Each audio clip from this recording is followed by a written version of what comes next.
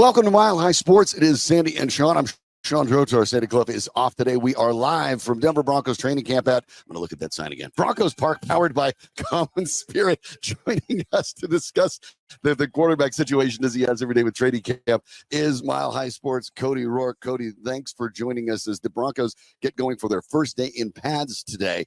Obviously, the change that it will make in the quarterback, and I hesitate to say competition, there's not a competition, the ascension of Bo Nix to QB1, how does this accelerate it or potentially decelerate it? Well, I think so much is contingent upon the offensive line versus the defensive line, the running backs running in between the tackles and how they respond or avoid the defensive line, or the linebackers filling their gaps. I mean, you play the game in pads. Mm-hmm. And look, now, while obviously I think the evaluation for what you see early on, like without the pads, that's important, right? But this is what really matters. When the pads come on, the competitions, they get amplified even further. The quarterback position, all right, hey, you're not going to get touched. That's the number one rule. If you ever at any kind of football practice, no matter what level, you never touch the quarterbacks in any way, shape, or form. But you have to get used to the pads, and I think you're just going to see, the operation of the offense.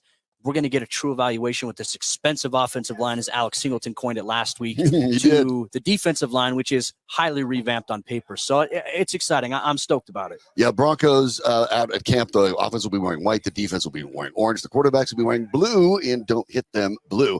But that part is interesting because when we talk about the way this quarterback stuff breaks down, right? The parts without pads, the acclimation periods, the OTAs, this is based on timing. It's based on synergy between your receivers. It's based on making sure you make your right reads. And that's what happens when you're either doing with no defenders at all in the field or 7-on-7. This is all timing stuff. And in reality, one of the things that gets discussed too often in the NFL is arm strength. Basically, if an NFL team thinks you belong on the roster at all, you have enough arm strength. Timing on time and on target is the key. But this part, when pads come on, is really fascinating because now, as you pointed out, it is no longer about the quarterback competition, because simultaneously, guess what? There's competition at the offensive line, at the defensive line, at linebackers, safeties, corners, everyone trying to do more, and simultaneously they're all going for their own jobs, and now it becomes a lot more interactive. It becomes more team-based, and it also makes it, I think, probably easier to determine a little bit of what the quarterback is doing than what you expect to see a lot of completions and good timing on drills. Yeah, and look, I think Bo has been good in terms of timings, completions, things like that. He did a great job Saturday's practice. I mean, he had the early interception there, and I wanted to see, okay, hey, after the interception, how does he play? How does he respond? And he goes out in the next team period there. Well, actually, even after that happened, I think on the first or second play of the first team period, the interception of Levi Wallace. But what I saw from him is, usually in a situation like that, okay, is he going to play it more safe now after the interception? No, he still tested the ball downfield, and he threw a touchdown pass to Javonte Williams. I mean, it was a wheel route with an outside linebacker in coverage. His ball placement on it was great. He got the ball out of his hands quickly, and then he fired a laser of a strike to Greg Dulcich on a play this past weekend on Saturday. So he came out, and he's still slinging it. And I asked him after practice on Saturday, I said, hey, when you go out and you're still trying to learn the offense, you're still trying to get comfortable with the system, you go out there and you have a turnover, you mistake, how do you go into the next play? Like, what's your mindset? And he says, I treat it like a touchdown. Like, you don't have time to sit and dwell on a mistake, and you don't have time to stay too excited about something good that you do, because it's always on to the next play, even in an NFL game. I'd say he's done that really well. Jarrett Stidham has done that really well for the Broncos. That's, I think, for me, where I get excited about the pads coming on, is because now everything is amplified. We already know this. The Broncos and Sean Payton's emphasis, in order to make the passing game more efficient, more clear this upcoming year, you have to have a good run game.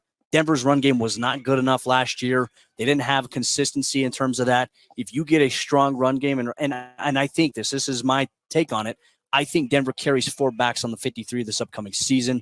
I think it's going to be Javonte, Samaje, Audric Estime, and also Jaleel McLaughlin. They're going to keep 4, in my opinion. You're going to see run to set up the pass. It's going to take the pressure off whoever's the quarterback. And Denver's got the weapons to be able to do it offensively at the receiver and tight end positions. Granted, everybody stays healthy. And keep in mind, of course, you talk about the running back position. I know we sort of categorize it differently. Michael Burton has a spot on this team, obviously playing ostensibly fullback. It's sort of a role that isn't really a running role that much anymore in the NFL. Not a lot of teams carry it, but we're starting to see that trend back up as teams are realizing, wait a minute, lead blockers are good, as it turns out, and it gives you some deception in the offense. So let's zoom out and look at these three quarterbacks. And I actually want to even set Nick's aside for a moment. But let's look at Jarrett Stidham and let's look at Zach Wilson. And let's talk about what it really more or less is. These two guys are in a competition for the backup spot this season. That is probably the case. But the plan for the Denver Broncos is to get Bo Nix to the top spot, see how he does, because this year has to be part of that evaluation process. Do you see that as being an outright competition for the two, or is Zach Wilson really probably likely already the three with the idea that they're rolling the dice, knowing that this year the rules change, you can elevate that third quarterback on a regular basis without risking them being lost to another team? The Broncos really intend to keep three quarterbacks while officially really keeping two. I mean, Shawn said they could keep three. Here's the thing. I don't think that's going to be the case. I think regardless, in 2024, Zach Wilson is going to be on the Broncos, whether it's on the active roster or whether it's the practice squad. And ideally, I think it's going to be Bo, and I think Jarrett's going to be the backup this upcoming season. And then you have, obviously, Zach Wilson on the practice squad. I think Zach Wilson will be here as the backup next year. That's the thing. Like, now you get him in the building for an entire year to work with Shawn, to understand the offensive system. Look, Zach has the athletic tools. He can be a successful player. The idea is, though, you have to get comfortable in a new scheme. You have to rid yourself of some of the old mistakes and some of the old processes that you had that impacted you in New York. With all that said, like, Denver financially after this year, like, Jarrett Stidham's going to be a free agent. So they're going to keep him. He's a veteran guy, well-loved in that locker room. He builds great relationships. They're going to have a guy like him in here regardless. And you have a guy like that for a young guy like Bo, that's going to be beneficial. Even, like, people don't realize, like, Jarrett Stidham's been in a quarterback room with guys like Brian Hoyer, Tom Brady. He's been in some good rooms before here. He's been around some good coaches. Now, he may not have the experience as Zach Wilson does, but that, I think, can't be discounted enough here. You've seen Zach struggle. He's learning the new system. He's inconsistent so far at this point, but the team isn't necessarily giving up on him, and I think that's a good sign. Yeah, he's very young. Yeah. Obviously, this is the last year of his contract. Low risk, high reward potential. And you know what? And he has started a handful of NFL games. 33. Right, and not an insignificant amount, far more than Jarrett Stidham. Yeah. And you figure that he's not going to be the guy that demands $20 million plus a year at this point. So a long-term backup that is young, that has ability, that has NFL starting experience is probably a good thing. Although for Sean Payton's second year in a row of deprogramming a quarterback from Nathaniel Hackett is probably getting exhausting. Hopefully that's the end of that for Sean Payton. But I think it's kind of, I think for Shawn too, like, Shawn's not spiteful by any means in the sense of that, but it's also kind of hey, watch what I can do type of thing. Yep. Like, and I'm excited about. I love that about Shawn. He is that kind of guy. He's a watch me. Like watch me do it. He's got the wheelbarrow and he's setting his stones on the wheelbarrow right now. I mean, that's how he is. And look, I like the confidence. Look, I think there's times where he's fiery with us in the media. As a former coach, I understand how he is with certain things. And I think for the most part, he's fair to us. He does give us some good looks, some insight there. But the reality of the situation is he's got a lot of pressure on him. He's not necessarily focused on it. I think we in the media, we have to amplify that a little bit. But he's just focused on going out there and trying to get this team to more than 8 wins this season. And I think when you look back at last year, they started off 1-5. It was abysmal. They had that turnaround there, which was nice. They were back in the playoff conversation. At one point, they were literally one game out from the lead in the AFC West. They just came off of a win against the Kansas City Chiefs, and all of a sudden it's like, hey, Denver could come back here and do it.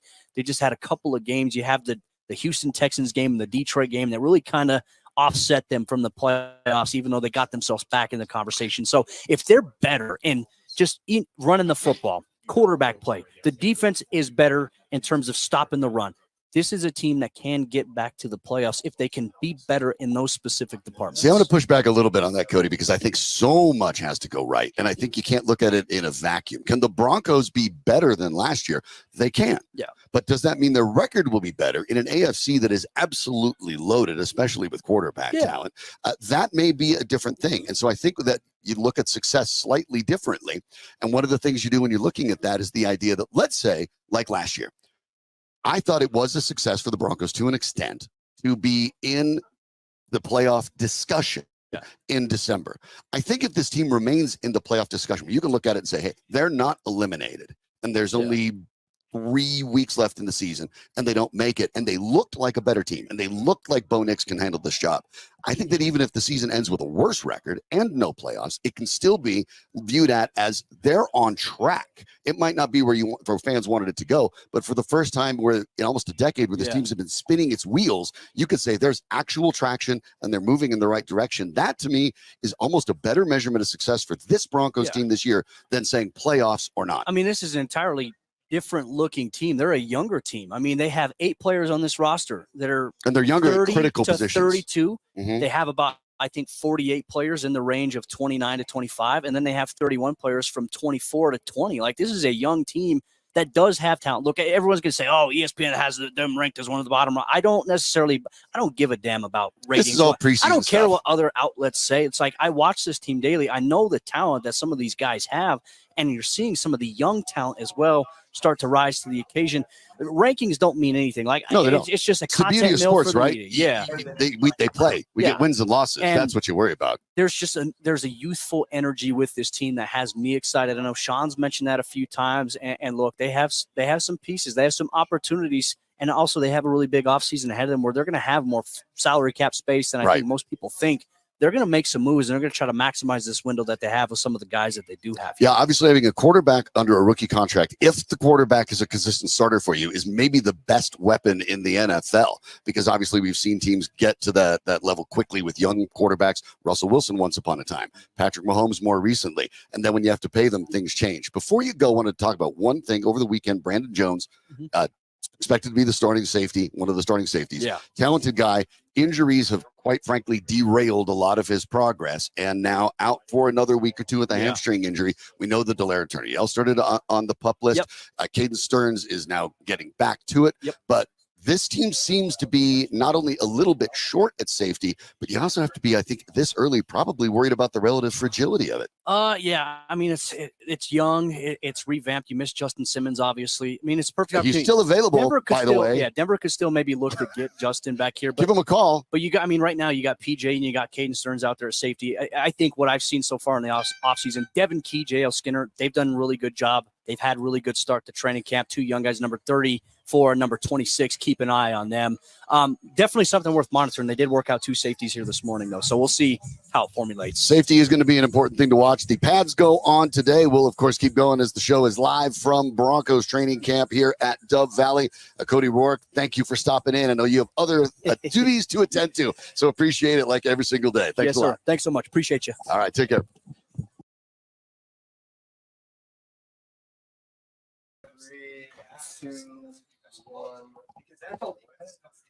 Always good to talk to Cody Roark. He'll be with us every single morning when we talk here at camp live at Broncos Park, powered by Common Spirit. And I'm gonna learn that because we're sitting in front of the sign. I can read it, but I can that way I'll eventually remember it. Right? Just repetition. I'm not getting paid to talk about Common Spirit. Not yet. Where's hey?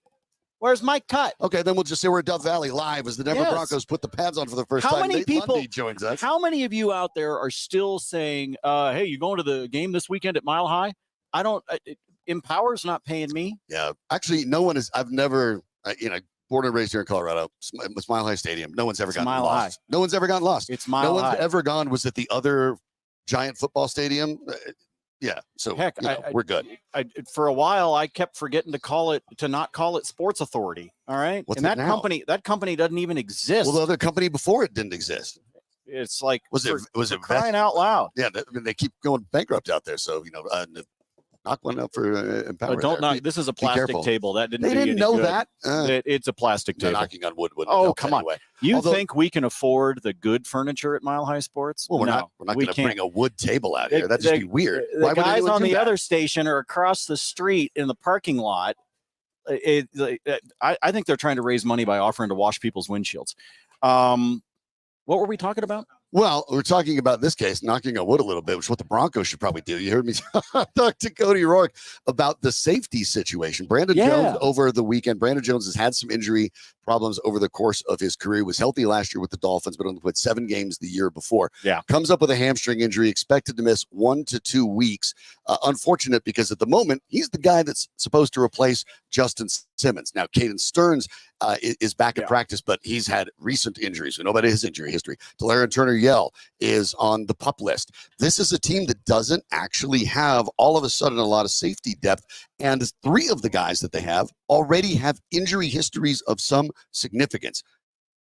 Yeah, Justin Simmons is still sitting out there, Nate. Should they maybe? Well, of course they should. Can you grab the little signs like Love Actually and just kind of have the little flip thing? I'm not. We're sorry, Justin Simmons. Would you come back? We didn't mean to cut you. I think the. I mean, look, I'm not going to claim to try to understand how they're playing the salary cap game over the course of the next 3 seasons. Not well, obviously, with the dead cap money in history. Yeah, it just feels like there should be a way to be able to do it. But that's also me talking from an extremely biased standpoint.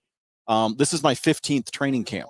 And without question, Justin Simmons is one of my favorite players that I have covered in a decade and a half. Unquestionably. And it's in part because of the talent that he brings to the field. It's in part because of the person that he is off the field. And so I'm biased, that's just the truth. But I think they need that talent. I don't blame Justin Simmons and his representation for waiting right now, because as you well know, injuries happen in camp and things like that. And there may be a team that is desperate that comes to him with a really big stack of cash. Right. And if they don't, in Simmons' case, what you're waiting for when you think about that in Simmons' case, because I know Broncos fans are thinking the same thing, the idea of call Justin Simmons back. But here's the thing. It's not that easy, because if Justin Simmons is going to take a below market offer because he's out there right now at a time it's not great to be out there, well, then he's going to take a below market offer from a team that might win a Super Bowl, not a team that's still rebuilding, and not the team that just cut you. He isn't actually that desperate. And so for the Broncos, that door closed. When they moved on from him, they moved on. I agree. But now, I hate to say that, but I do agree. How much of a risk do the Broncos taking? They have 3 safeties down. Well, look, they're taking a risk, but let's also remember this, and we talk about this every single year when we are out here at training camp, and that is injuries that occur during training camp are treated differently than injuries that occur during the regular season. Good point. And by that I mean this is 60% speed. This is right. You're not going 100% at this point by any stretch. What Nathaniel Hackett used to call them jog throughs. Yes. But I can't believe you just brought up that name. But let's keep that in mind. So let's talk about Brandon Jones for a second with the injury. And we do know that there is an injury history there. We do understand that he only played 7 games 2 seasons ago. But we're also talking about the time of the year on the calendar for these players where even the slightest tweak is treated far differently, because why in the world would you push it on July 29th? You might push it on September 29th or October 29th, but you're not doing that when the calendar still says July. That's a really good point. I'm with you, Shawn, that there is concern because you're missing reps, and you're missing reps at a position where you are asking guys to step up. And you're new to the team. For a fantastic player that you are now having to fill the cleats of in Justin Simmons. But you're also right now as a team and as a training staff and as a medical staff and all of those kinds of things going, well, let's not risk it. Yeah. Let's give him a week. Let's give him 2 weeks. Let's make sure that he's good before we try to put on a full court press. And if I'm Sean Payton, if I am the defensive coaches and all of that, I might know what I'm doing with Brandon Jones. I might know what I'm doing with Caden Stearns. I may have some ideas there. Let me see some of these other guys, even if all that means is that it's somebody that we are going to cut and bring back to the practice squad. Right. And it's worth it, piggybacking on that point, Nate, because it is a good one. When you're talking about these training camp injuries, there's also the sliding scale of experience.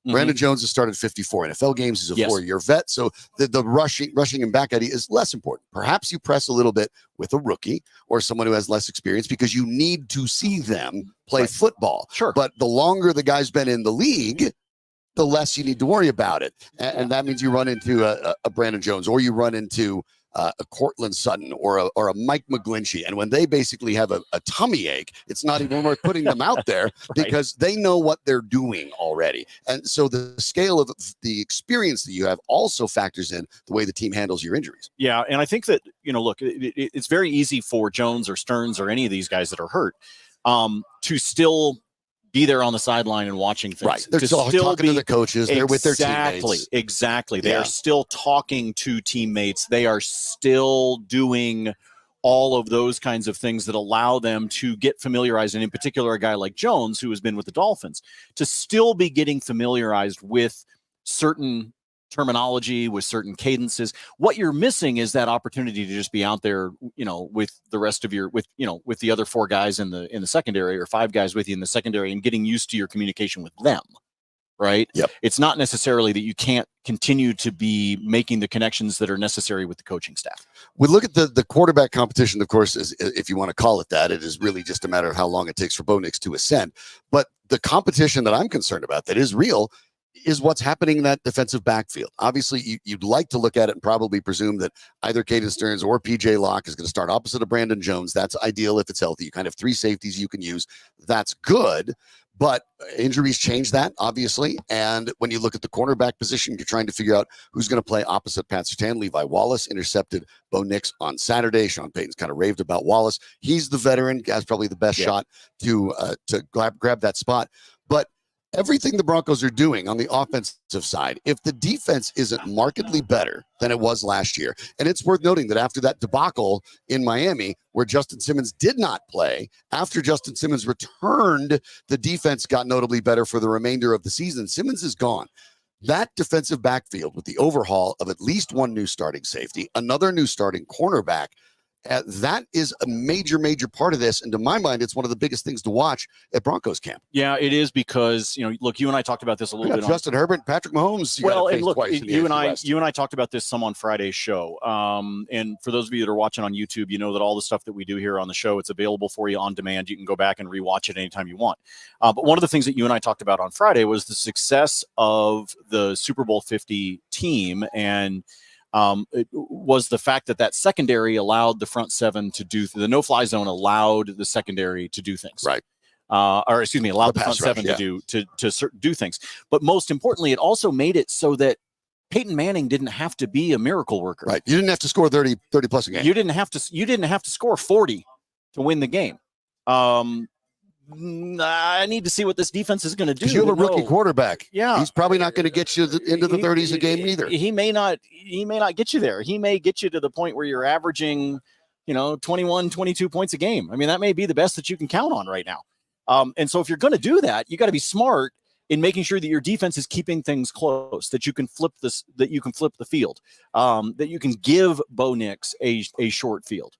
And so, as much as we are going to focus on Bo Nix, and rightfully so, at this camp and throughout preseason and at the beginning of the regular season, we are going to be focused on number 10, and so are all of you that are watching. But we need this defense to be good too, and Broncos fans are smart enough to know that. Yeah, I think so. And the idea, what you talked about, the no-fly zone at Super Bowl 50, and the idea that it let the pass rush kind of pin their ear back and go get them. But it is really the front 7 for the Broncos in this particular case after they added John Franklin Myers. So you're talking about probably a 4-man rotation at the start with Franklin Myers, DJ Jones in the center, Allen on the outside, Malcolm Roach, you can play a little bit of both, probably coming in and spelling any of those guys. Plus, the Broncos keep moving their inside linebackers out to edge rusher, for lack of a better term. You're going to have Baron Browning in a contract year, Jonathan Cooper's in a contract year. They added Jonah Ellis in the draft. But I think they're going to have to invert this. The pass rush is going to have to be consistently effective in generating pressure because you don't quite know what you have in your defensive backfield. So it's almost an inverted setup that you saw from the Super Bowl 50 team where the no-fly zone was the given. Yes. And Von Miller was the given, but you let the rest of the guys do their thing because you knew back there you had it. Right now, the Broncos have to look at it and say, back there, we don't entirely know what we have. The guys in the front are the ones that are going to have to make sure that they don't have to stick with receivers for very long. Yeah, no, I think you're exactly right. Look, there's a lot of damn questions. There's a lot of this is an 8-9 team. It hasn't made the playoffs since they won the Super Bowl in 2015. Yeah, of course. So look, there's a lot of questions that need to be answered. But By the way, coming up on today's show, we should let people know what all we've got Speaking coming up. of Super Bowl 50, There's a lot of good stuff coming up on today's show. Yeah, there is. Obviously, Ryan Harris will join us in a Love little bit. Ryan Of course, Harris. Yeah, Ryan Harris, best looking dude walking the sidelines right now.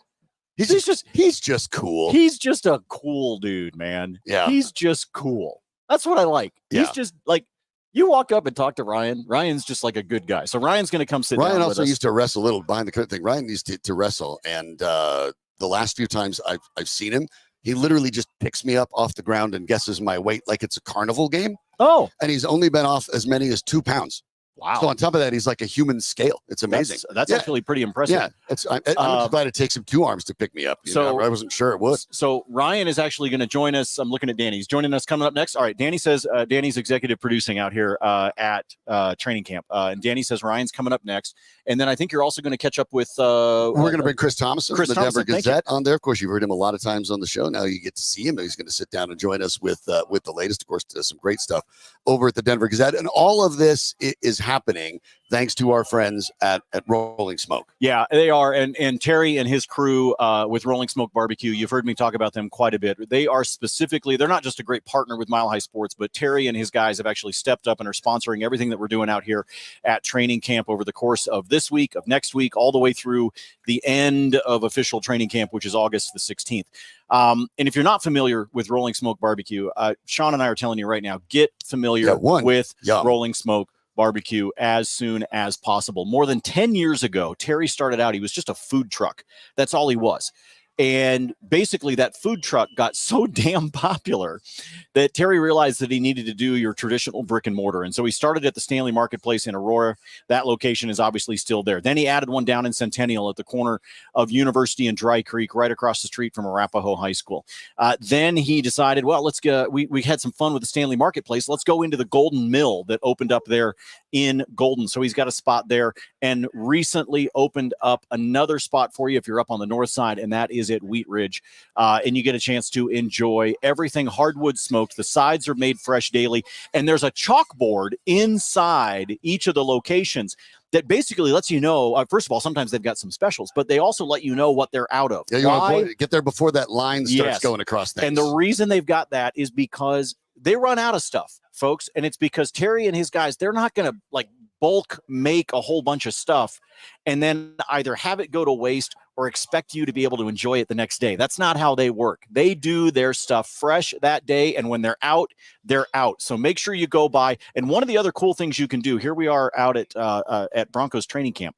One of the other things I want you guys to be thinking about is if you're getting starting to get together, making some plans with your friends, whether it's for college football, whether it is for an NFL Sunday, if you want to be able to actually enjoy the game and not have to spend the time like in the kitchen and handling the food yourself, let Rolling Smoke take care of it. Go to RollingSmokeBBQ.com. That's the website, RollingSmokeBBQ.com. You'll get the information on the locations, but you can also see the catering menu and all of that kind of stuff. The punters are trying to kill us again.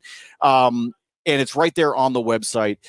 Go in there and enjoy it with the family. Decide you're going to get catering. Doesn't matter if you need it for a half a dozen people or you need it for 150 people. They will take good care of you. Reach out to the guys at Rolling Smoke Barbecue, and when you do, tell them Nate and Shawn sent you. Yeah, and if you're up at a concert at Red Rocks and you just want to give them a try, remember, you can skip the nachos, skip the hot dogs, get yourself some barbecue from Rolling Smoke. And it goes so well with a cold beer at Red Rocks. Yeah, and then you'll want to come down to one of those 4 locations and get a whole bunch more of it. So thanks to our friends at Rolling Smoke for all of that. All right, we got to make room for Ryan here. Literally, yeah. He's a bigger man than us, actually. So we will step aside for a moment. Ryan Harris, Super Bowl 50 champion, podcast host, broadcast team of the Notre Dame damn handsome man. And handsome man will join us momentarily live from Broncos training camp right here on Mile High Sports.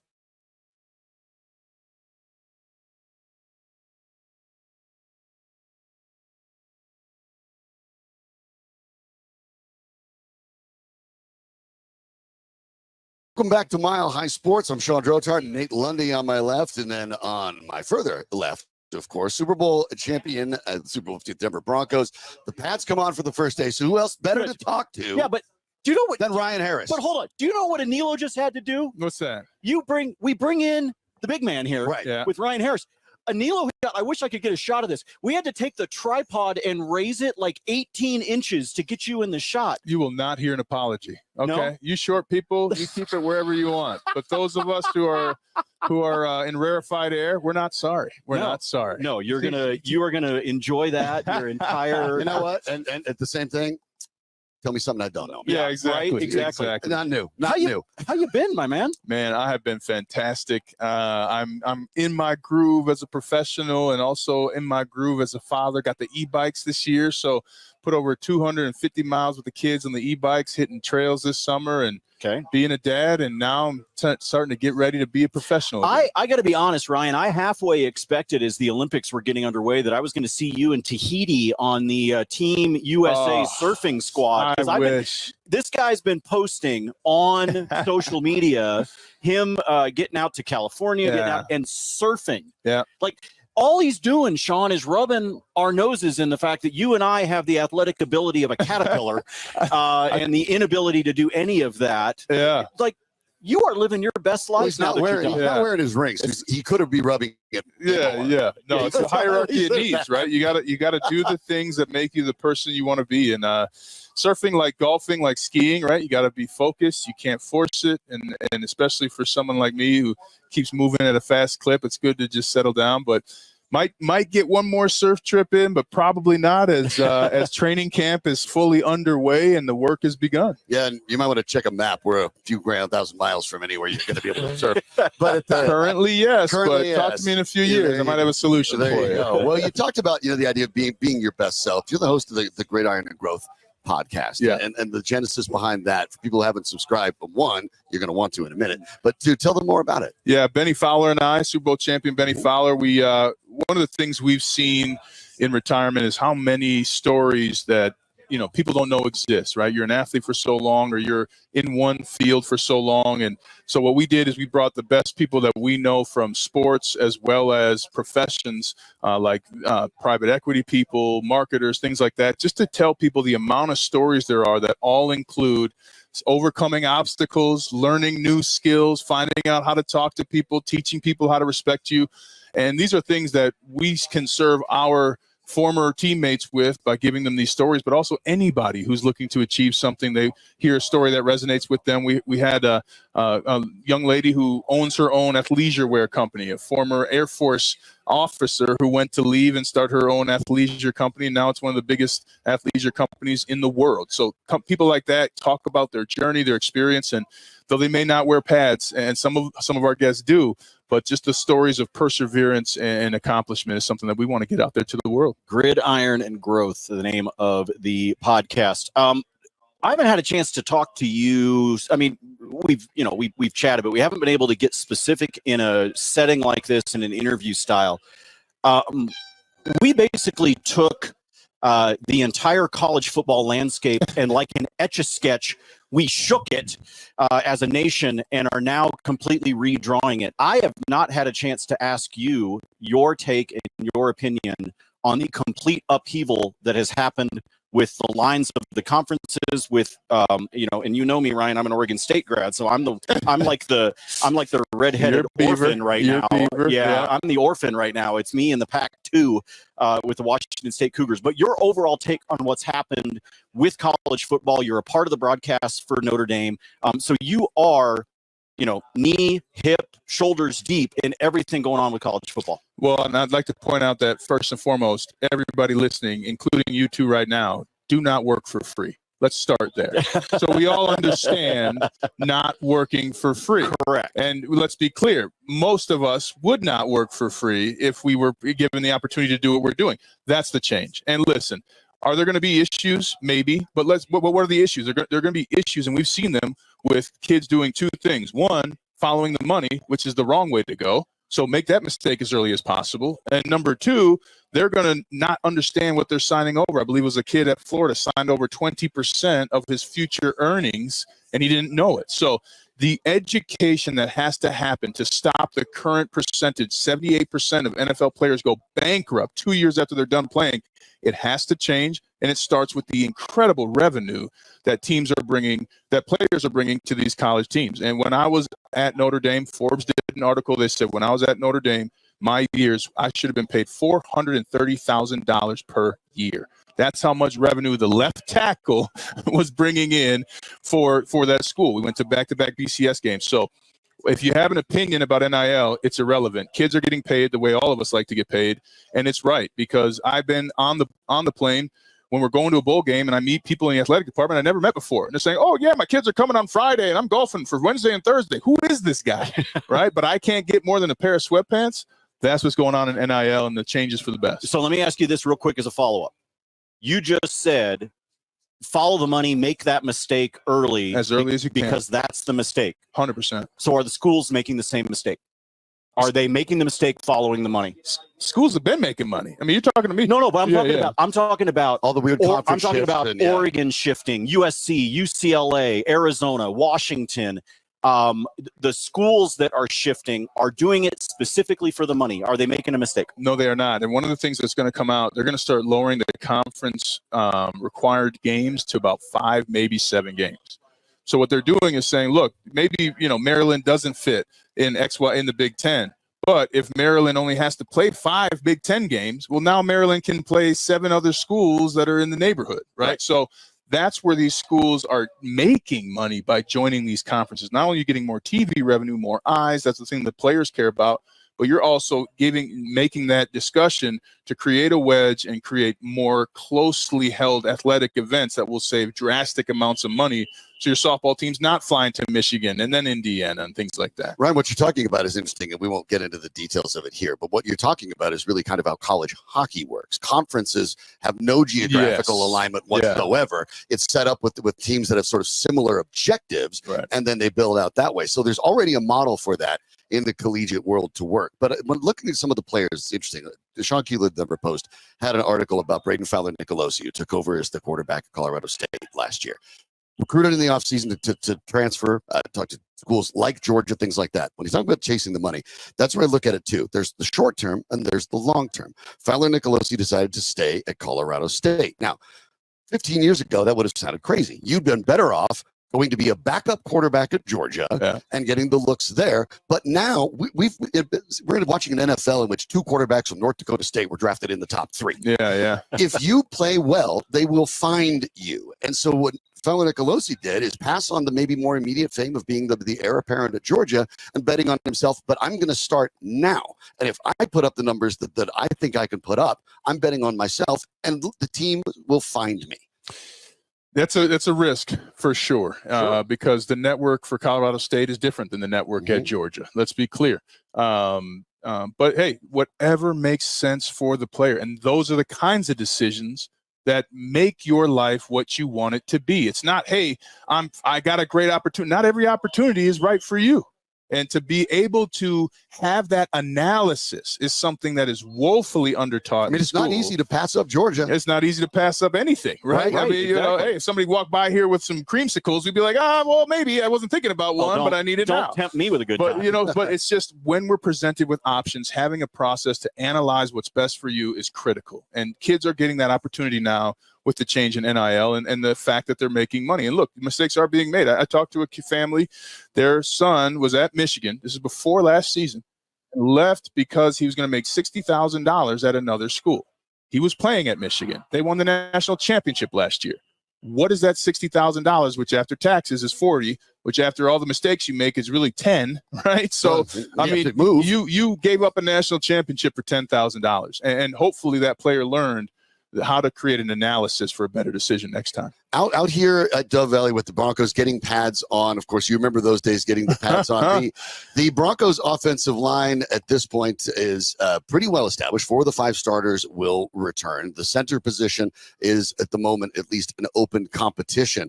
But for this team and for Bo Nix is the starting quarterback when he becomes the starter, and will be sooner rather than later, barring injury. How important is it to get stability at that center position as well as the rest of the offensive line? Because this is a team that at least last year had difficulty finding playmakers. The offensive line has a larger role and more important role with a rookie quarterback than they might with a more wily veteran. Well, I'm biased, I'll say that, but linemen have the most important role, right? Number 1, get the ball to the quarterback. Number 2, get off on the line. So you can't help you on his back. Center is the easiest place to insert a new player. because that center is in constant communication with the guard next to him and the guard next to him, and usually the tackle, if the tackle's smart. The tackle's screaming at the center, "Who's the mic? What are we doing? Oh, my God!" I mean, that's what you do. So any position other than center is tough, because if you look at a guard, the tackle's talking about something totally different than the center. Now they got to play, right? And we did that the year we won the Super Bowl with Matt Paradis. Had never started, all of a sudden comes in, starts 19 straight games, wins the Super Bowl, right? And has $70 million at the end of his career. So there's a variety of ways you can do it, but make no mistake, the offensive line is on notice from Coach Payton. They didn't get anybody in free agency. They didn't make any big draft picks at offensive line. That's him telling these guys, you play better or I will bring people in, and you will not have to wonder if they're taking your job. That's why I'm bringing them in.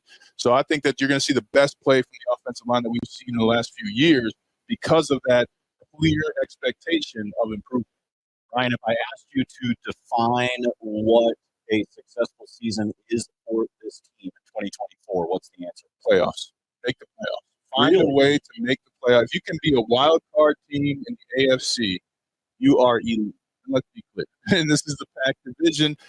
This is a packed conference. But they got to get that playoff experience. And more than anything, is for the players on the roster. My first playoff game, I remember we were playing the division. The wild card game is kind of like the regular season, but we won in a division game against the Patriots. And we were up, I believe, it was with Gary Kubiak at the Texans. I think it was like 17-7 or 17-3. And we lost that game 42-7. Because in the second half, they came out and taught everybody on the team what it takes to win in the playoffs. You can't get that experience and knowledge if you don't get there. And the number one thing this team needs to do is get to the playoffs to learn what it takes to win and how much of a choice it is as a player, whether you're going to do if you're willing to do what needs to be done to be successful. If that's the measurement for success, then we have to look at the flip side of the coin. What does it mean if they don't make the playoffs? They have to win more games than last year. And let's be clear. You got $80 million guaranteed coming to this coach. He ain't going nowhere. He's not going anywhere. So if there isn't an improvement, they don't make the playoffs, you're going to see some roster changing and shuffling, and you're going to see a more concerted effort in the draft to maybe either use draft capital for a player or to make some acquisitions. And look, I mean, Devontae Adams is available, and whether or not you want to do that deal, he still has the juice. So there's always options when you're looking at building a team. But right now in training camp, you're getting your pads on for the first time around here. It's about improving every day and making sure that your teammates understand your willingness to rip someone's face mask off and win a play. All right, last one. The over-under on wins for Notre Dame is 10. Where am I betting? Over. Think so? Over. They like the schedule this year? I like the schedule. I like Riley Leonard, who won the air raid competition at the Manning Passing Academy. I like the fact that Notre Dame is O-line U, that they're returning the best defense. Check this out. The number one defensive tackle in Howard Cross had the most tackles for any defensive tackle in college football last year. Oh, there's Benjamin Morrison, top corner. Hello, you need a corner? And then you got Xavier Watts, who just won the Broncos Niggerski Award for being the best defensive player. He's coming back too. So Notre Dame is going to compete for a national championship this year, and it's going to be fun to call. Ryan Harris, of course, former Irish, and of course, current. It's counted. You're still there. No, they're paying me. First things first, but obviously, thrilling to get the chance to talk to you again. Obviously, one of our favorite people to talk to, regardless of sport or not. So, I really appreciate the time while you're out here. We know you're busy. Thanks for stopping in and sharing your thoughts. Drotar, Lundy, love you both. Great to see you. Good to see you. Good to see you too. Go check out the Gridiron Growth podcast as well. Ryan Harris joining us. We'll be back next.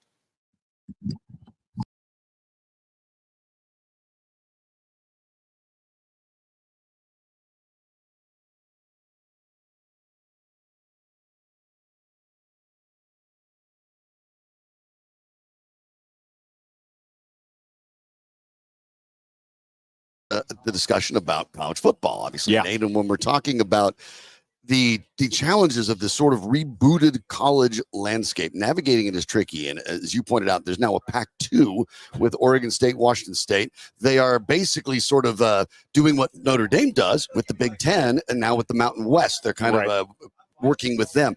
And so the idea of what Ryan brought up, that conferences, even though they have just sort of been all over the place. Colorado joins the Big 12 that includes Cincinnati and West Virginia. I mean, it's the geographic parts mean nothing anymore. These are almost as if you're talking about businesses that have aligned objectives. Yeah, I think so. And by the way, Anilo, the Arapahoe County Sheriff helicopter's up there. You might want to take care of that parking ticket. Look, you are looking at some very odd realignments. You are looking at realignments that do not make sense geographically by any stretch. I mean, I'm sorry, they don't make any sense from a geographic standpoint. And while I think it's very easy for fans to look at it on the outside from a college football standpoint, and I'm okay with the fact that they're looking at it from a college football standpoint, because that is the straw that stirs the drink in all of college sports. However, when you start to dive into it deeper and you start talking about things like men's and women's basketball, when you start talking about these schools that have soccer programs and baseball programs and softball programs, and the list goes on and on from a sports standpoint, okay, that is where the geographic part of it starts to unravel for me. And so I very much respect what Ryan just said about the idea that you're going to get to the point where the amount of conference games that you're required to do is not the same total, and therefore you might be able to play some of those geographic types of things. I understand that. But I understand that from Ryan's perspective, who is looking at it on a 12-game college football schedule, not when you're looking at it from a standpoint of basketball, baseball, etc. And so that is also going to have to be a seismic shift as well.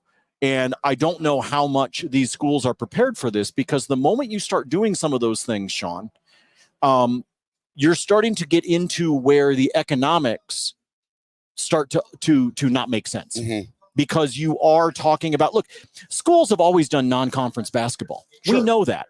And CSU will play CU in basketball, or they will play, they'll play the Montanas and the Montana States and the things like that. They'll take on those schools. They'll face Idaho. They'll do those kinds of things because geographically, from a non-conference standpoint, it makes sense. Schedule. There's a reason that Oregon State colleges, if you didn't know this, colleges for the most part create their own schedules. Yes. There's not some grand poobah of the NCAA that's a schedule maker like the NFL. It doesn't work like that. The schools make their own schedules.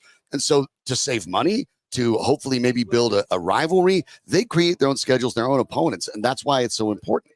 Yeah, it really is. And so I love Ryan to death. I respectfully disagree with him. I have said this before. I believe that this short-term money grab that these schools are doing is going to come back to bite them in the ass. I still feel like we're closer to the beginning of that than the end. Yeah, I think we are. But here's here's actually the reason why. It is not because you're going to lose out on the potential of some rivalry types of things, because you can do what Ryan referenced, and you can play the things that are out of conference, and you can start to see more out of conference games taking place, with the exception, by the way, of the SEC, because the SEC moves the needle television-wise and ratings-wise by playing within their own conference. However, outside of that, Big 12, Big 10, et cetera, ACC, I think you will start to see more of a blending of their non-conference schedules. However, the reason that I say I disagree with it, and I believe it is a short-term money grab, to use the example that he did of talking about athletes taking a short-term money grab, the reason I say that is because I do not believe the television rights are sustainable. I do not believe the money that is being dished out by ESPN and the like is sustainable right now until things even out when it comes to Amazon and Apple Television and the other streaming services that are non-traditional broadcasters, because those dollars that are being thrown around right now are monopoly money. Right. And eventually it cannot be sustained if you are not going to have the same subscriber base that everyone enjoyed back in the 80s and 90s and 2000s when it came to cable. Mm-hmm. And so because I believe that is going to eventually not dry up, there's still going to be with a B, billions of dollars. I'm just not convinced it's going to be the same billions of dollars that we are dealing with right now in 2024. Traditional broadcast television, over-the-air live broadcast television, the reason that sports contracts are so enormous is because they actually gain viewers in a world in which everybody, myself included, watches the program, the non-live programs, your film programs, whatever you're into. You're watching your show on whatever network that you like. Yes. You're watching that on your time. That's going to be on demand. You're watching that when you want. It doesn't need to be live, but it's hard to watch sports on demand. If the Olympics are going on right now, the gap to Paris isn't quite so large, so there's some things you can watch. It's not like it was when it was in Beijing, and if you want to watch something live, you're in the middle of the night. So the live sports drive things, and it will be there. But you're right, and the point you brought up is interesting, because it's not impossible that down the road, let's say a Mountain West, right? Okay.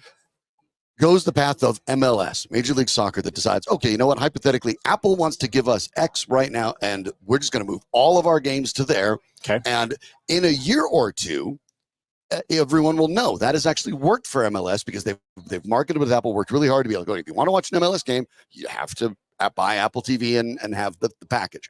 People don't love packages, but they do like consistency. And so if you're a Mountain West, for example, it would be a good idea to go to one of those streaming services and say, hey, you get our conference. We'll just let people know. And it's your part of it. And because of that, that drives up the other dollars. We've seen the battle over the NBA rights. It is really fascinating. But one of the parts of the football schedule that you were talking about that I thought was interesting, and that Ryan mentioned, the idea that maybe you reduce the number of conference games, meaning you're picking your non-conference schedule. One of the things with the expanded playoff that helps is because you want to continue to have conference champions be in there. But if people can have wildly different non-conference schedules that are maybe more than half of their schedule, right? If you're playing 5 conference games and 7 out-of-conference games, I guarantee you it won't be long until one of these teams is going to be like, well, we had a tougher schedule in the Big 12, so we should get to be in the championship game. And then we weren't, so we should get to be in the national championship. You're going to see a lot of that complaining and whining get worse, because then the scheduling, you could have completely wildly different schedules, but you have to still win the same conference. And that might be a problem going forward too, and it'll eventually have to be addressed. Yeah, it'll have to be addressed by how they do the playoff system, obviously. It will have to be addressed. Expanding the playoffs helps a lot in that regard. But I will tell you that I believe one of the effects, one of the symptoms of what is happening is you are going to see colleges that decide to end their football program. I agree.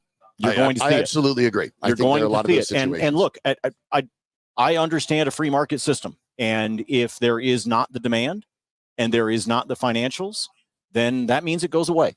And no different than a business deciding to close down a particular line of products that they produce. Let's say you're in the Sun Belt, right? Yes. Kennesaw State, the newest FBS team. Their stadium holds only about 8,000 people. Yeah, you can get like 6 people in there. Right. They're in Kennesaw, Georgia. They're in that Sun Belt conference, but it will take them a long time, if ever, to actually get a footprint enough to be valuable in one of these acquisitions by a conference.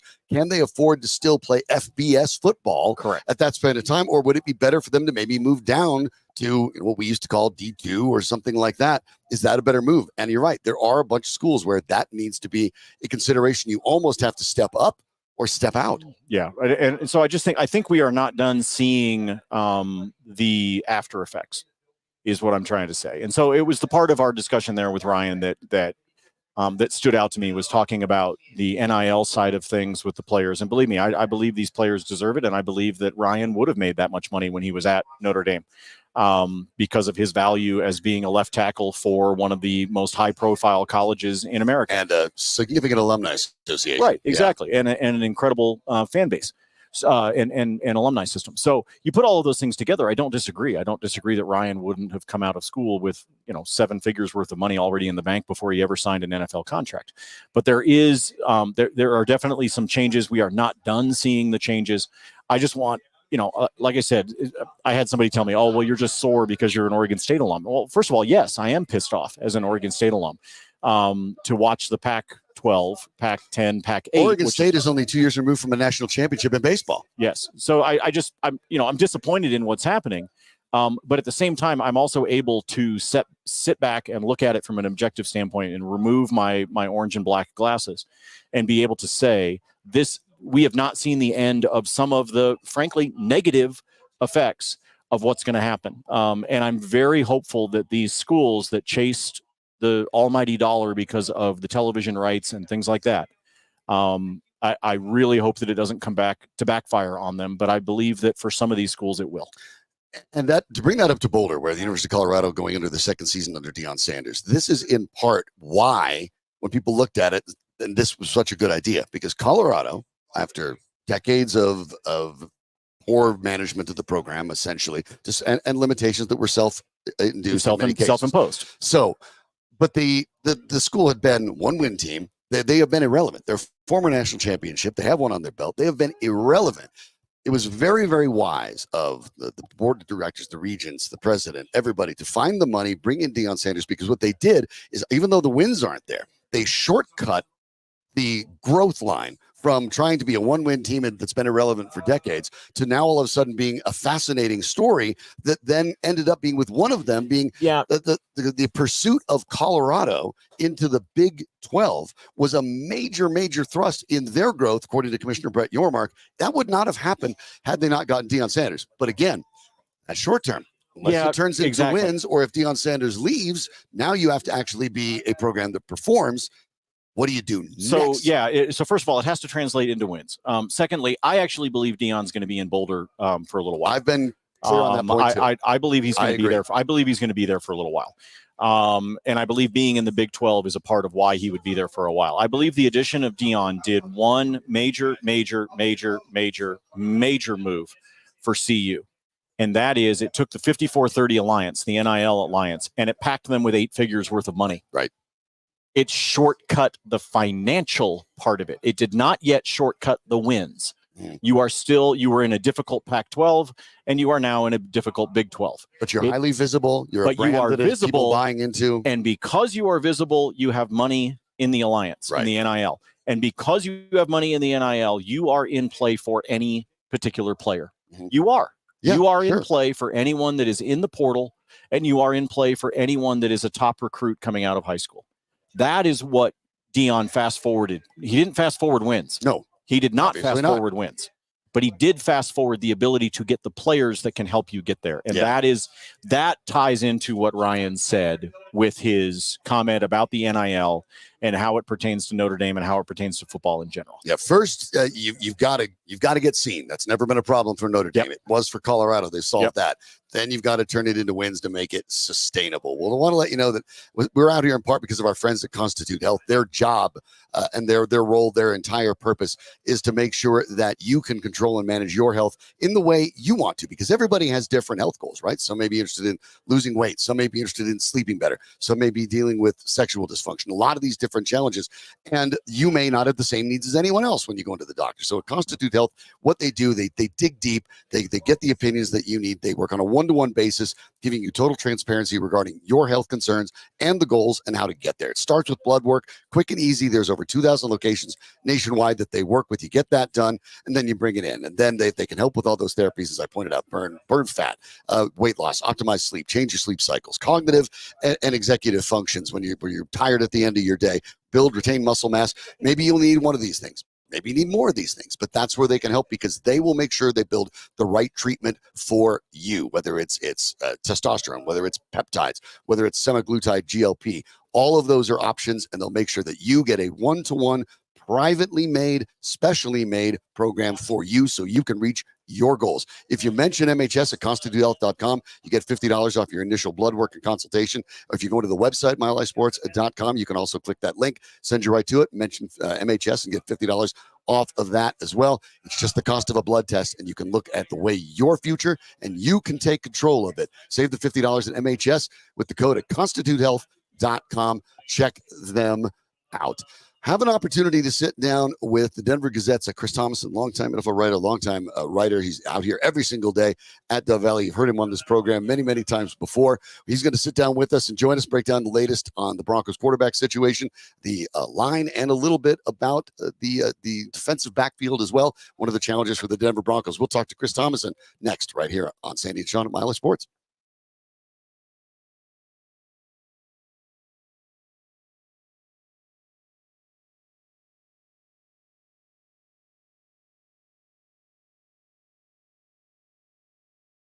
Welcome back to Mile High Sports. I'm Shawn Drotar. With me is Chris Tomasson of the Denver Gazette. You've heard him on the program before. Delighted to get to see him and talk to you in person as opposed to over the phone. We're out here live from Denver Broncos training camp, Broncos Park. powered by Common Spirit. I'm saying that all the time because that's the only way I'm going to remember it, Chris. I have to look over and read it every single time. Dove Valley, for those of you who still remember, of course, that way of thinking about it. But the pads come on today. Obviously, all eyes are still on the quarterbacks because of Bo Nix's addition to the team, the presumption that he will be QB1, at least whether it's not on week one. The plan is for him to be the starter. How does getting into pads make that easier for Bo Nix, or does it make it harder for him because Jarrett Stidham and Zach Wilson, who has started more than 30 NFL games, have a little more experience in that department? Yeah, we'll have to see if there's, first of all, thanks for having me. Really appreciate it. We'll have to see if being in pads makes a big difference. But of course, quarterbacks can't be hit during training camp anyway. So from that standpoint, I mean, maybe we'll know a little bit better if things are a sack because they're guys will be banging pads to get to the quarterback, what have you. But no, the most interesting thing, I think, I mean, Sean Payton pretty much said on Saturday that we can't go through all of training camp having a three-man battle. Right. I mean, he didn't say those exact words, but if he's going to change the reps, which he said he will, I mean, I imagine somebody's going to potentially fall out of the race. So it's Bo Nix's turn because they've been alternating all three guys with the first team. It's Bo Nix today, and I would imagine we'll probably get Zach Wilson again tomorrow, but the key thing will be maybe Zach Wilson's next time up, because we'll did him on Wednesday, Nix again Thursday. Friday, will Zach Wilson still be the guy? Will he get another shot? I mean, that'll be kind of what everybody's waiting to see, because basically if you're trying to choose a quarterback and you're dividing first team reps among three guys, I mean, that can't go on for too long. You got to get somebody ready September 8th for Seattle. Yeah, and especially when one of them, of course, is a rookie and needs all the reps that he can get. Nix was got the first team reps on the day one, past the acclimation periods. Now gets it on the first day of pads. That's a statement, right? Well, I mean, he's not drawing straws. I don't know if it's necessarily a statement, because they've been going with the rotation, and the first day in front of fans was Zach Wilson. So it was kind of like, oh, Zach Wilson in front of fans. So I don't know if I would read a tremendous amount into that. It was interesting in the spring. I mean, Zach Wilson got the least amount of reps in the practices. I think it was something like 5 for Stidham, 4 for Nix, and 3 for Wilson, because Wilson got shorted 1 late in the spring. So that was kind of interesting. Alex Singleton made a joke about it or just the last week, the idea that the Denver Broncos, and pointedly so, have a very expensive offensive line. And they do, with Garrett Bowles being the highest paid player on the team. Of course, Mike McGlinchey and Ben Powers had their contracts last year. Quinn Miners gets the extension that'll kick in a couple years, paying him roughly $20 million a year. But the center position right now is a big shrug of the shoulders, right? And so we understand how important that position is. When you look at that battle, regardless of who the quarterback is, how quickly do you want that to solidify so the quarterbacks are taking the snaps from the same guy? Well, first of all, that's the cheap guy, and the line is the center, because obviously if the Broncos wanted to spend tons of money on the center, they only got 12 and change, right? Comparatively cheap. They could have matched the offer that Cushenberry got from Tennessee, but once they saw that offer, they said, no, thank you. But I think Luke Wattenberg has a decent hold on the center job. He's been working regularly with the first team, and I thought a couple things were interesting. Sean Payton mentioned that to get Alex Forsythe some work, he's been also doing some work at guard. And if that guy's going to be your main center, are you also going to work him at guard? So, they might have him in mind as a utility guy on the offensive line. I know he has the advantage of having snapped with Bo Nix at Oregon, but he didn't take a single snap in a regular season game last year. And I also thought it was interesting that Sean Payton was asked Saturday about the competition at center, and he said, oh, it's a battle. Then he mentioned Wattenberg and Forsythe, never even mentioned Sam Mustipher's name. The veteran. That's that's somewhat surprising for a veteran. You would have thought that he might have had a leg up when they signed him. Of course, most of those starts were for a bad Bears team, which was doing nothing at offense during those particular But a years. handful for Anyway, some good Ravens teams. yeah, I think he got 2 last year due to injury or whatever. But that was kind of interesting. But obviously, Wattenberg has been in the system 2 years. Well, Peyton's system 1 year, and so is Forsythe and Mustipher just got here. So looks to me like Wattenberg's by far the leading candidate. So when we talk about the quarterback situation, you're right. This can't keep going very long. You want to make sure it gets solidified. How long does the competition really last? Does it go into the first preseason game? Do you see enough on the practice field where Sean Payton has probably decided to maybe rule one guy out? Maybe it's Zach Wilson by Friday, as you suggested. Or does this continue to go on through all of this week and then into next week? At what point do you look at it and say, now the fact that it isn't settled is actually maybe a concern? Well, you obviously, I think, have to pare it down potentially before the first preseason game, August 11th at Indianapolis, if not before, because you're going to go into that game.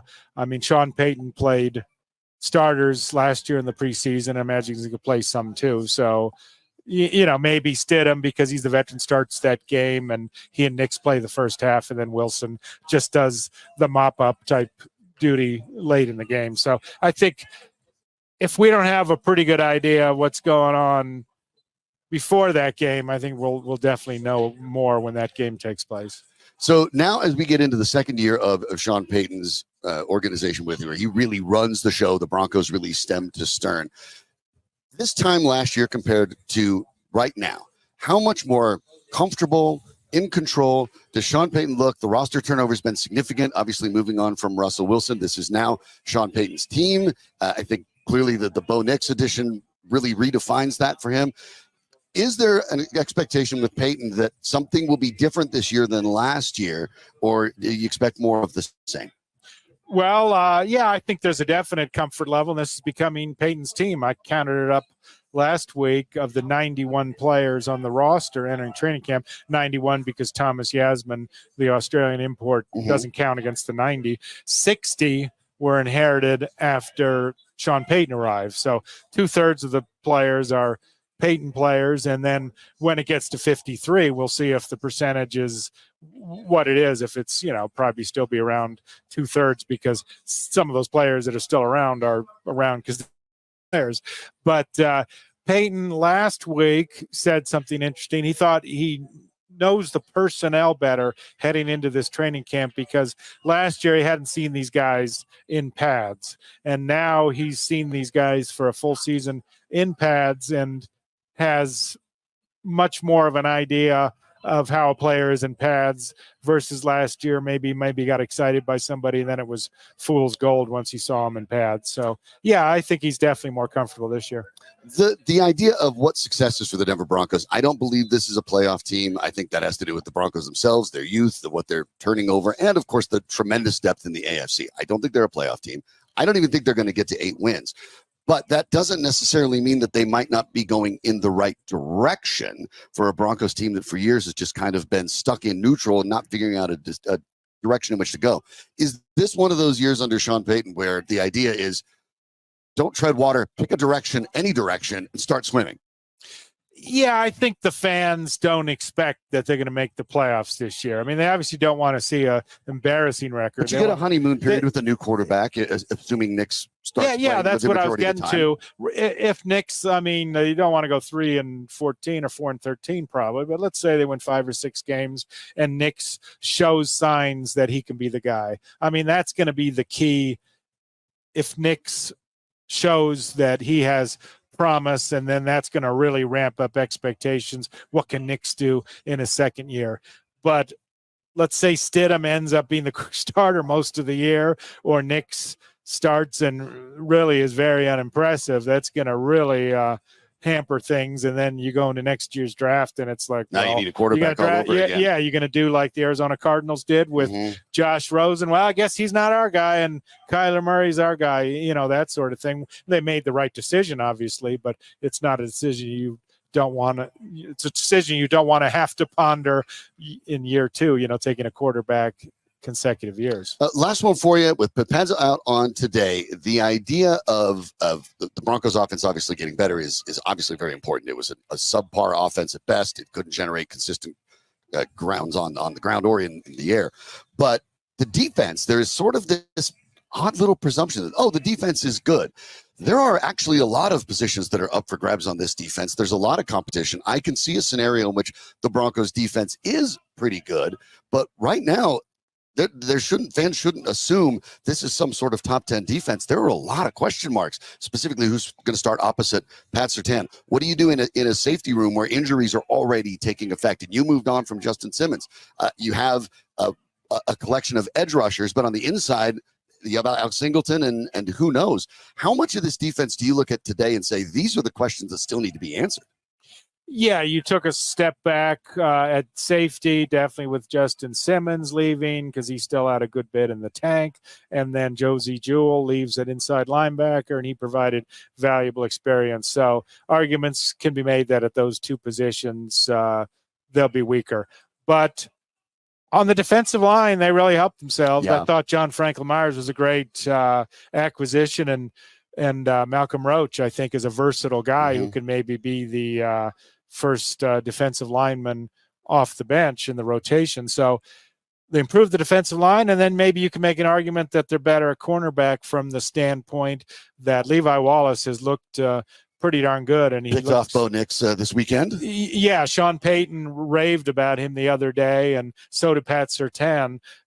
So he might be an upgrade at the other cornerback spot over Fabian Moreau, who was unsigned as a free agent and hasn't even joined another team yet, not even on a minimum deal. So that's, and so not as good at safety and inside linebacker, the same probably at outside linebacker, better in the defensive line, maybe better at cornerback. So we'll see if it translates overall to being better, but at least they finished last year a lot stronger than giving up 70 points in week 3 at Miami. Yeah, nowhere to go but up, obviously, when you talk about it there. The Broncos have pads on at camp, so some of those competitions, especially on the defense, could really begin in earnest as it gets a little closer to what you would expect for NFL football level. Chris Tomasson with the Denver Gazette. Check out everything that, of course, he's putting together, writing over there, doing a terrific job being here every single day. Long-time NFL writer, great NBA writer. Sometimes that gets swept under the table when you're out here. People forget about it. Chris is as good as it gets covering basketball, too. So make sure you give him a follow and take care of that. Get all the latest and greatest news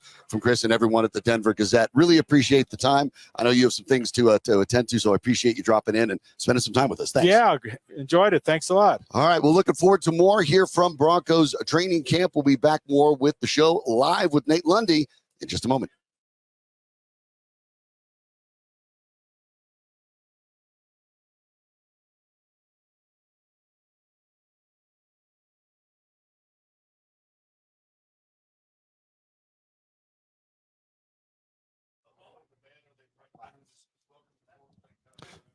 Always good to talk to Chris Tomasson, of course, from the Denver Gazette. A lot of great information there, as you expect. Make sure you check him out over at the Gazette. They did terrific work. The practice is over, Nate. The fans trickle out of Broncos Park at Dove Valley. And a shorter than usual, maybe practice. First day in pads, maybe not a shock to have it shorter than usual with the first day out there. And it is pretty hot. It is pretty muggy. You're kind of just getting guys accustomed to getting back in pads and having it look a little bit more like the football that fans are accustomed to seeing. But there is still this kind of subdued energy with the fans, because I think we talked about this on Friday, the idea that fan base seems to definitely be in that. They're excited to see the Broncos. They're excited the Broncos are back. They're excited NFL football's back. But there is definitely a show me type of vibe here from the fans on the berm that there haven't been when Broncos teams in the past were better. They were excited to see their Broncos. They knew their Broncos were good. They knew they had winners.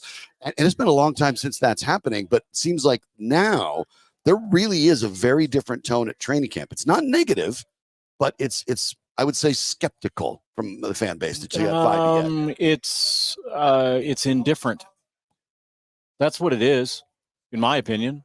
It's a recognition that, hey, NFL's back and this is still my team and I'm excited about it and all of that. But again, if you follow the Vegas wise guys, if everything goes the way that it should, this team's going to pick third in next year's draft. So, I mean, you kind of get to the point where you're like, okay, I'm excited because there's a new quarterback, or I'm excited because of this, I'm excited because of that.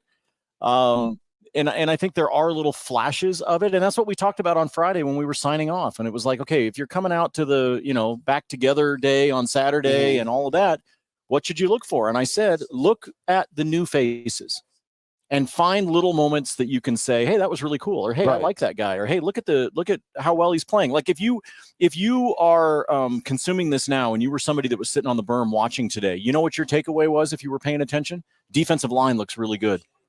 D-line looked really good today. Now, some skeptics would say that's because the O-line isn't very good. I disagree with that somewhat. I think this D-line is pretty good. Yeah. I think there's some talent there between Jones and Allen and the guys that are there, including the guys at the linebacking core. But there's not a lot of woohoo, right? I mean, there isn't. The point you bring up is fascinating. Like, Shawn, rewind 12 years. There was woohoo. Why? Because Tim Tebow was here. Right. That kind of excitement. Exactly. And then, hey, it's Peyton Manning. Hey, it's Von Miller. Hey, I mean, there were things to get excited about. You had a guy like Emmanuel Sanders who just likes to play to the crowd. Right. Right. And I think there's some guys that are going to do that on this team. And even last year, I know it didn't turn out, but Russell Wilson made an effort every time that he would always go out and make sure he signed autographs, took pictures. You had the starting quarterback of the Broncos. The most talented player on this roster is a relatively low-key personality. Right. And that's Pat Surtain. Exactly. And that's fine. And you don't want him to change that. Exactly. I do not want him to change. I do not want him to become a showboat. I do not want him to become a Sauce Gardner. I'm not looking for that. I'm not asking him to become Courtland that. Sutton is a quieter guy. The player best player on the roster is a very chill dude. Right. And there's nothing wrong with that. But that means that you and I are only hearing one or two eruptions from the crowd at each practice. And part of that is because you don't have somebody over there like egging them on. Like, come on, man, let's make some noise. Let's get going. Right. Like I saw the rookies do it on Friday. Yeah. When they were stretching and warming up right before they were doing their calisthenics and stuff, they were like sprinting along like, hey, let's get into it. Let's have some fun. Right. Raising their hands in the air for those of you that aren't watching. And there's just not a lot of that. And the two big names on the team outside of Bo Nix, the two big names on the team right now are not really wired that way. And that's fine. I don't need that kind of crap. I need performance on the field. Right. And I think Broncos fans do too. And that's the part I think is interesting as we look over this whole camp and this process. Now that guy right there, Ryan Edwards, that guy knows how to get a crowd excited. Yes. He does. That guy gets people pumped up. He walks out. He's basically Mick Jagger. Yes. Basically. He knows how to get a crowd going. Oh, now he's dancing for us. I love it. He does that school mark thing, and then people go, anyway, go nuts. Finish your thought. No, the disconnect is interesting though, because we talked to Ryan Harris, who said that the goal has to be playoffs. Cody Roark, we had him on earlier. Ryan's high, by the way, if he thinks that. I love him, but he's high. And Cody looks at how they're going to win more than 8 games this year. That there seems to be a weird separation in which there's people like you and me that look at that Vegas over-under at 5.5 and think, if anything, I'm taking the under. But we're talking about a 5 or 6 win team. That's why they put it where they put it. And that seems right to me. But when you look at people looking at it, and that's in the media, fans, everything else, there's this weird disconnect. There's people who look at it like you and me, and they're like, they're going to be bad, folks. But as we talked about before, they can still be making forward progress, despite the fact the record will be bad. But there are people that are firmly convinced. They're like, oh, well, they won 8 games last year. They'll win 9 or 10 this year. There doesn't seem to be an in-between. And that, I think, for a fan base is really fascinating, because you either have sort of the orange-colored glasses on, where every year you're convinced that, you're doing the old Woody Page, where you used to every year was 16-0, and now it'd be 17-0 that every year. And they'll win the whole thing. And obviously he did that tongue-in-cheek. But you have a scenario in which there are people that really just believe, I think because they want to believe for various reasons, that since the Broncos won 8 games, that in a vacuum, they should be better. They can still be better in a loaded AFC and lose a lot more games, but it's almost as if the idea that they might have a top 5 pick isn't really registering with the Broncos fans yet, because they're thinking about new shiny object in Bo Nix. Yeah, and I think it's just, you need to have a few recognitions. Look, one of the things that is completely out of this team's control, this is the year where 9 of the games are on the road instead of at home. Right. Okay, because that happens every other game schedule. Every other year, you're going to play more games on the road than you are at home, and this is the year that they play more on the road. Like, that right there is a knock against them. That right there of not being able to play that 9th game at home. But I'll tell you what, right now as a fan, and knowing how this team I believe is going to progress with its personnel and its roster and its draft picks, I'd much rather have those 9 home games next year than this year. Right. As a fan, I would tell you that I think it's wasted if it's this year. I would much rather have it next year. At best, it's a growth year, and it is kind of fascinating because I've been talking about this for a while, and it's the same. I will only give you one home game. Yep, that's I will be shocked if they lose. Let me guess, it's the Raiders. No. Okay. It's the Carolina Panthers. Oh, Panthers. Yeah, that is the one game that if they lose, I'm going to go, WTF, guys. Yeah, that might be. Okay. That would be a canary in the coal mine moment for the second half. The of the rest year, of it, yeah. The other 8, for those of you that are not paying attention, are Pittsburgh, Atlanta, Cleveland, the Colts, and then the usual AFC West. Right. And we were talking about this earlier, off air too. Like, Atlanta, by the way, has the easiest schedule in the NFL by a country mile. They added Kirk Cousins. They're going to be a lot better. But it's fascinating to see that. So I agree with you. And we talked about this on Friday. This team there is a scenario in which the Broncos could go from 8 wins to 5 wins. Yes, and be better. Have a top 5 pick. And yes, at the end of the year, say they are in a better position at the end of 2024 than they were at 2023. Don't read it in wins and losses. Right. That's a realistic outcome. I think it really is. It's a realistic outcome. So I go back to what I said before. I'm relatively certain that our friend Bill Foss hooked up Cody Roark and Ryan Harris with a lot of tequila, and that is why those guys think what they think about this team. I'm just telling you. I'm just telling you because I've had tequila with Ryan before, so I know about that man. Cody's kind of unpredictable.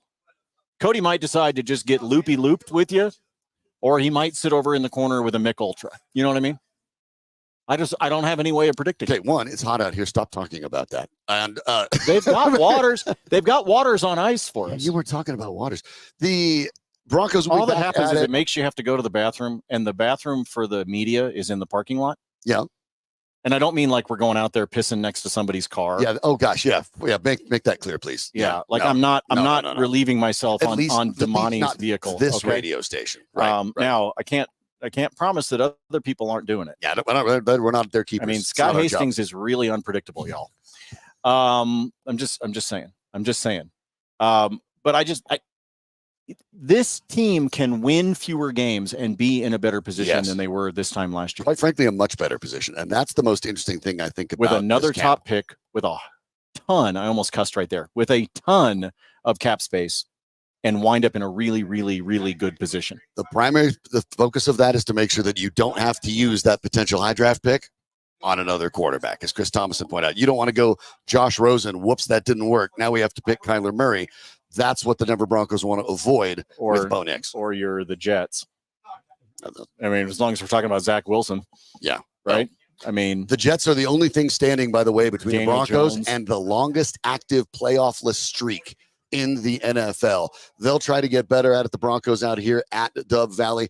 Their first day in pads, they'll get it going, of course, tomorrow. We'll be back at it as well. Want to thank Cody Roark, Chris Tomasson, of course, the Super Bowl champion Ryan Harris for all joining us. And, of course, this guy who's been stepping in while Sandy is out, Nate Lundy. Make sure you give him a follow on social at Nate Lundy. Danny Bailey is normally the man in the booth. Now he's the man in the tent next to us with a lot more wires. So it's harder than it even was at the studio. Thanks to Danny for making it all work. If you're not paying attention on Twitter, go check out our collab that we're doing right now with Animal Planet. Yeah, we have a zoo over here. Because it's pretty impressive. 3 straight days with Jimmy the Grasshopper. Well, first of all, Jimmy showed up and then Jimmy left. Yeah. Jimmy's gone again. Cannot count on that guy whatsoever. However, he brought a friend. However, Paul the praying mantis whole show is still here, has not moved. He's doing an excellent job on running the guest camera, by the way. And we haven't had to wave away a lot of flies. No. So handy. No, he's, work with nature, people. It's your friend. See, you can do that. That's what we're doing out here at Mile High Sports. That'll do it for us today as the Broncos wrap up their first day of pads out at Dove Valley. We'll be back at it tomorrow. For Nate Lundy and Danny Bailey, I'm Shawn Drotar. Thanks for listening to Mile High Sports.